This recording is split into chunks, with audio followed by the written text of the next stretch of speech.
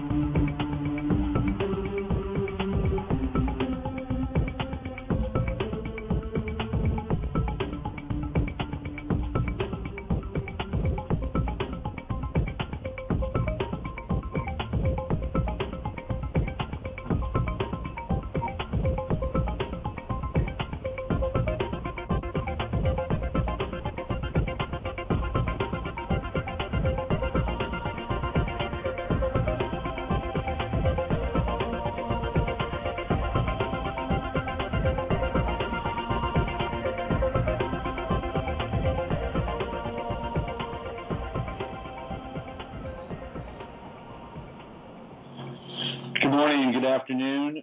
Certainly not good evening unless you're listening from another part of the world or sometime in the future where you're actually experiencing this podcast after the sun has gone down. In that case, good evening to you. My name is Robert Phoenix, and you are listening to the Friday Farcast. It is the 30th of September. I believe it's the last day of September. It's tomorrow the 31st. But anyway, we're nearing the end and getting ready to enter October, and one of the words we almost always associate with October is surprise.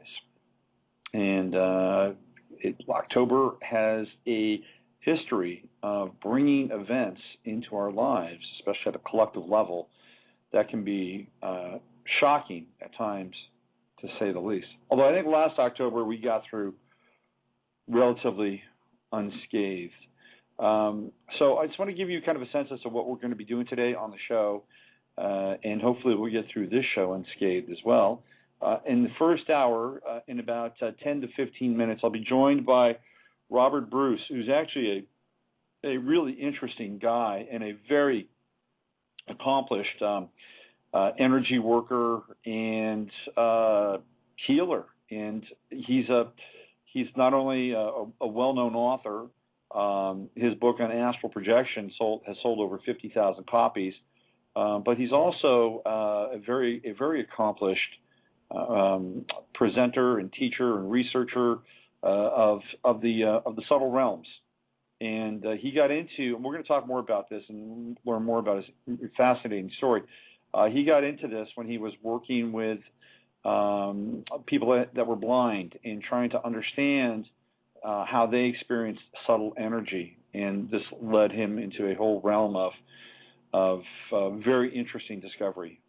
And astral projection and working with energy are just two aspects of his work. In the second hour, we're going to be joined by Malcolm L. Brenner. And Malcolm, so I came across Malcolm in kind of an odd place.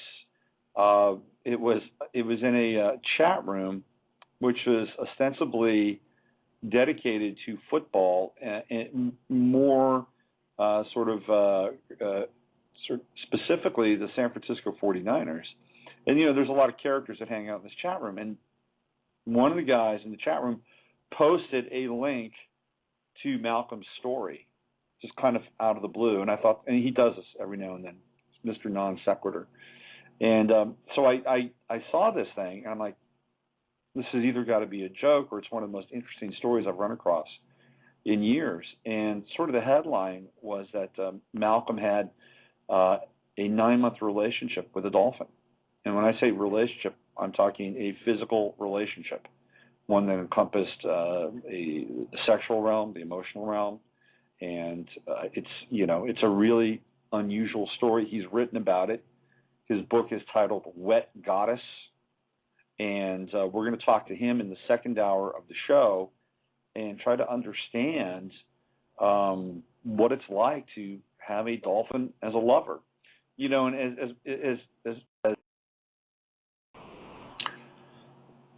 so this has happened for the last three times I've done my show here. It's okay. I knew it was coming, so I prepared myself. I actually traveled into the future and saw this event taking place, so I wasn't stressed out about it. And I knew that Robert would actually be on in about 7 minutes, so it didn't stress me out. That'll be the last interruption in communication we'll have for the next 2 hours. I apologize, but we'll get back into the flow here. So let me tell you a little bit about what happened while I've been in New York. It's been kind of an interesting experience. I hear somebody on the 678 line. I don't think this is Robert, but they want to talk. Hello? Yeah, hi, Robert. It's just me. Is your chat room open? Because I've tried every browser and I'm not getting in. Yeah, thank you for reminding me about that. Oh, dear. I thought I was crazy. Chat room. Okay. And another person left a note on your page saying she has no sound, so let people know to refresh or something, because they're probably going through the same stuff I was going through. Well, for me, it's just a connection issue here. So, okay. But thanks for calling and reminding me of that, Vaj. That's swell of you. How are you? I'm good. Hope you're enjoying New York. I'm dying to hear this show today. Okay, it's going to be a good one. Thanks for calling in. Speak soon. Okay, bye-bye. Bye-bye. Okay, so the chat room is open. Come on in. Tell your friends. This is going to be a really cool show. And if you can't listen live, tell them that they can always download the podcast. You can always download the podcast on my Blog Talk Radio page, and you can listen to not only this show, but I got a whole host of shows. I've got a lot of authors and a lot of speakers and a lot of really interesting people that have been a part of this program over the last year and a half. I mean, so let's just do a quick count of them. Let's see. We've got Jay Widener, easily my most popular show. It's got the most downloads. Andrew Harvey, Sacred Activism. I've got, who else? Dr. Bruce Lipton on Spontaneous Healing. Alexis K. Tyler on Sexuality. Let's see. Charles Osman on technology, all kinds of crazy nanotech and synthetic sentience. Alan Howarth on the mysteries of the Great Pyramid in Egypt as it relates to sound and the Western scale. I've got all kinds of great stuff. So the chat room is open. Come on in, people. There you go. Can I get a little love? There we go. There's Sistar Sirius. And you guys can hear me, right? Okay. You can hear me now? Give me a thumbs up in the chat room if you can hear me now. Yes. Going once, going twice. I'm assuming you can hear me now. Okay. We got this out of the way. There we go. There's Erica. Hi, Erica. All right. The gang is almost all here. So anyway, some interesting things have happened to me since I've been in New York. One of the first things I did when I went into Manhattan on Wednesday, I spent the afternoon with a group of teens. It was really kind of interesting. There's a Kelly who's a listener of the show and a follower of the website. She invited me. She knew I was coming to New York, so she invited me to attend this after-school little gathering that she has with teenagers that go to the school that she's the librarian at, and she teaches an after-school program in astrology. So she invited me, and I got on the train and got off in Harlem, and I went even further uptown into the Bronx, and I hooked up with her and the girls at this pizza parlor, and it was actually very cool.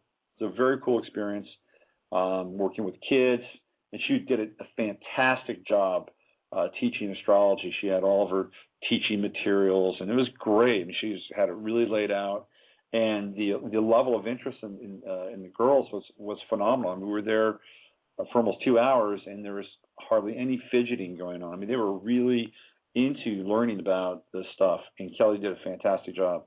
So then Kelly and I went downtown, and then we went to Wall Street, and I spent I didn't spend enough time there. I'd like to get back down there while I'm still here, but I spent some time down in Wall Street, and I was down at Occupation Wall Street, and it's an amazing experience on a lot of different levels, and I wrote about it on my website. If you want to get kind of the astrological take on what I think is happening, you can go there and check it out. But the feeling and the vibe was very unique. It was, I was watching Jon Stewart last night, and he was kind of like, he was poking fun at it a little bit. Imagine that. And he was comparing it to Monroe.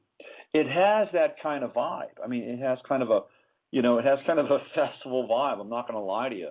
But there's also something very important taking place there. It's because, number one, it's on the street and people are face-to-face. They're talking. They're not texting. They're not typing. They're not Skyping. It is face-to-face, person-to-person connection and experience. And it's really profound. And not everybody shares the same point of view. Not everybody shares the same perspective. Not everybody has the same political belief, but there they are, and they're talking amongst themselves and being incredibly respectful of one another. And I think everybody's learning a little bit about each other's belief systems and dispositions, and it's happening in a really cordial fashion. And so I'll give you, and you can go to my website, you can read what I wrote about the experience. And what you'll be able to see is at the bottom of my post, you'll be able to see a link to a live feed, which takes you to a camera that is covering the event, people that are showing up, people that have been there so far, besides myself, of course. Michael Moore, and it's funny watching Michael Moore, man. It's such a mixed bag when Michael Moore shows up, right? I mean, on the plus side, the event is going to get some coverage. On the negative side, it's Michael Moore. Okay, this is a guy who is, he's down for the common man. He's down. The guy is, look, I'm not saying that you can't have money and resources and be abundant and be wealthy, but Michael really downplays that in his life. Michael Moore has a lot of money. Michael Moore, I mean, technically, is part of the elite. Okay, from a socioeconomic standpoint, his bank account puts him into a whole nother tax bracket. Is he the upper 1%? No, of course not. But he is not somebody like an 18-year-old girl who I met who's camping out there for the last 10 days, who's paying $10,000 for her first semester of college and student loans.